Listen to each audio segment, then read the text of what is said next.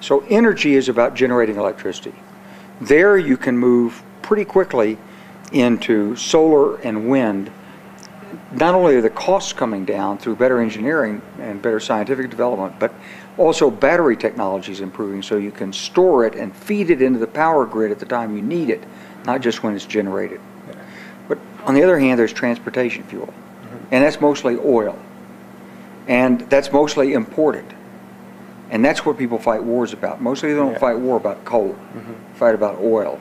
In the summer of 1973 in Washington, I wrote 3 reports on the energy crisis for the Pentagon, one of which looked at the impact of being an oil importing nation on the United States. And it was pretty clear even then that this would distort America's foreign policy, spread lots of money abroad, and might ultimately require us to use U.S. troops to secure access to these energy supplies abroad.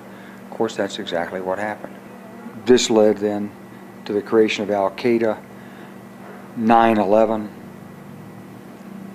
our invasion of Afghanistan, the Bush administration's decision to invade Iraq.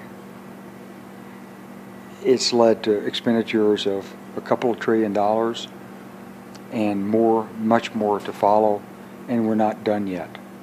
What would you estimate we're spending annually on keeping the oil pipeline open? Well, it's $300 billion of U.S. foreign exchange to buy the oil. It's another $600 billion in the defense budget.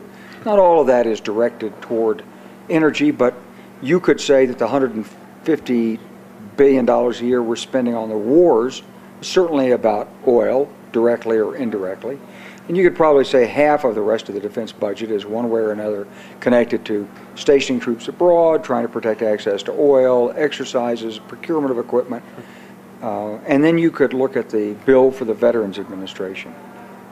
So this comes out to be $500 billion or more a year is going to this. It's been a tragic failure of policy and a failure of U.S. leadership.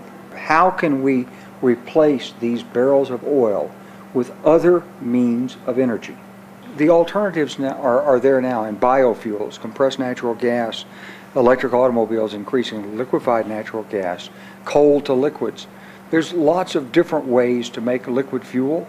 So I think that it's a matter of struggle for political organizations. I think it does take the kind of movement that you've talked about. I think you have to mobilize young people. I think you have to, not just young people, but young people in particular. After all, they have the most to gain from the future and the most to lose. And they need to speak up on behalf of these issues because they're going against some very, very powerful forces. Forces of big oil are the most powerful economic forces in the world. If you look at the entire wealth of mankind, the value of oil reserves in the ground, it's like $170 trillion. It's the most valuable commodity is currently priced in the world. You're going against people who control those reserves.